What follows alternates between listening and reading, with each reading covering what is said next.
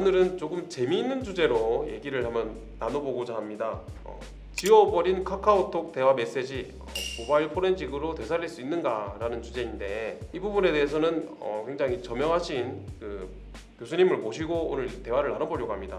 예, 방금 소개받은 동서대학교 김용호 교수라고 합니다. 반갑습니다.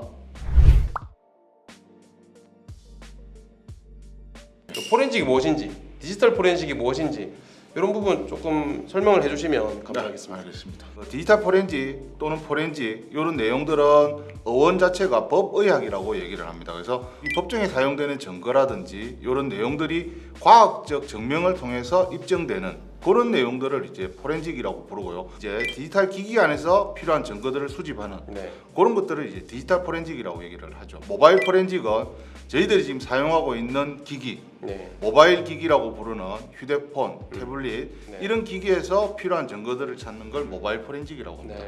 한강 실종 의대생 사건에서도 보면 휴대폰을 디지털 포렌식 한다 이런 얘기가 많이 나오고 있습니다. 그럼 조금 더 이제 쉽게 설명을 해주신다면.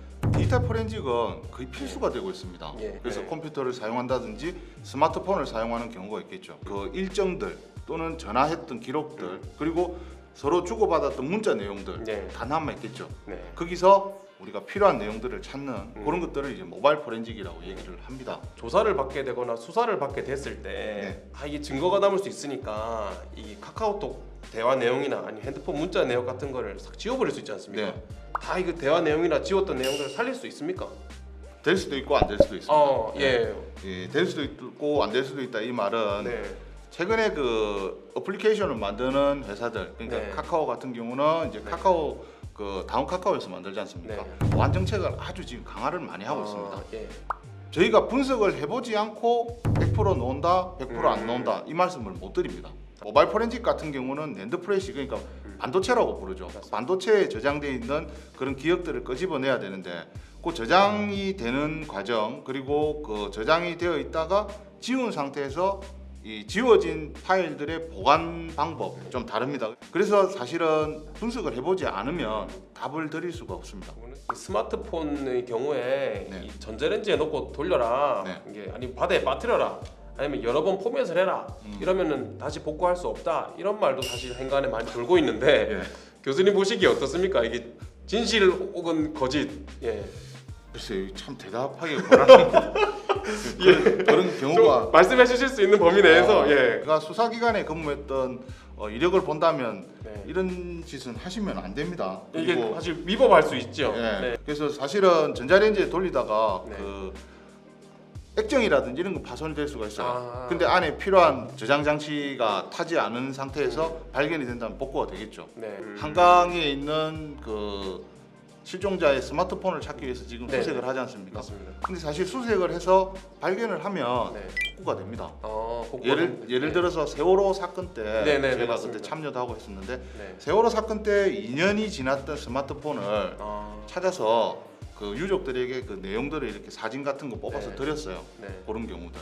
이게 사실 잘못하다가는 증거인멸의 여지가 있으면 오히려 더 크게 처벌받을 수 있다. 이런 것을 조심해야 될 것 같습니다. 이제 의뢰를 했을 때 교수님한테 의뢰를 하면 이거 얼마 정도 시간이 소요됩니까? 시간은 그렇게 많이 안 걸립니다. 근데 저희가 복구를 하는 과정들을 잠깐 설명을 드리면 이 스마트폰에 있는 기억들을 그리고 저장되어 있는 기억들을 모두 밖으로 다 빼는 과정, 이걸 이제 이미징 작업이라고 얘기하는데 얘를 밖으로 다 뺍니다. 최근에 그 스마트폰 용량이 많이 커졌거든요. 그래서 뭐 256 같은 경우는 한 4-5시간 정도 필요한 자료들 있지 않습니까? 그래서 무슨 텍스트가 필요하다, 이미지가 필요하다, 그럼 그 부분들만 저희가 다시 내용 중에서 찾는 거죠. 그래서 그런 부분이 조금 시간이 걸리지만 하루 정도면 굉장히 빨리 되네요. 요즘은 아이폰은 비밀번호를 모르면 열기도 어렵고 복구가 어렵다. 사실이 많이 알려진 내용이라고 보이는데 사실인지. 애플에서 사용하고 있는 이 그 OS는 애플에서 공개를 안 시켰어요. 얘는 어떤 식으로 만들었다. 그래서 어떻게 이게 구성이 되어 있고 이런 내용들을 모르니 분석을 못 하겠죠. 그러니 폐쇄적이다. 그렇게 얘기해서 비밀번호를 풀지 못하고 안에 있는 내용을 보지 못한다. 보안이라든지 또는 프라이버시 영역들이 강하게 되면서 최근에는 안드로이드 영역도 비밀번호를 모르면 못 풉니다.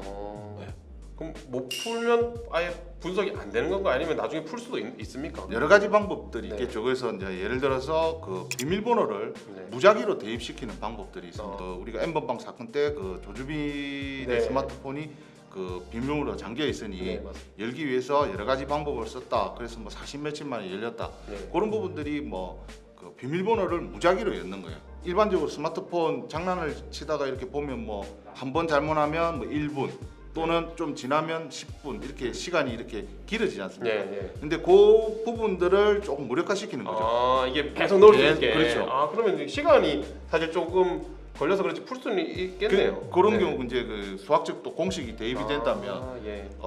네 자리 숫자 같으면 2의 4승이 되겠지만 네네. 만약에 특수 기호가 포함된 알파벳까지. 그렇죠. 그렇게 되면 또 엄청 시간이. 시간이 많이 걸리겠죠. 그래서 아, 케이스 바이 케이스다 이렇게 네. 말씀드릴 수 있겠죠. 텔레그램을 쓰면 네. 모바일 포렌식 해가지고 확인할 수 없습니까? 아니면 이것도 가능한? 이 텔레그램 같은 경우 만들어진 나라가 러시아 거거든요. 네. 그래서 사실은 러시아에서는 텔레그램 안 씁니다.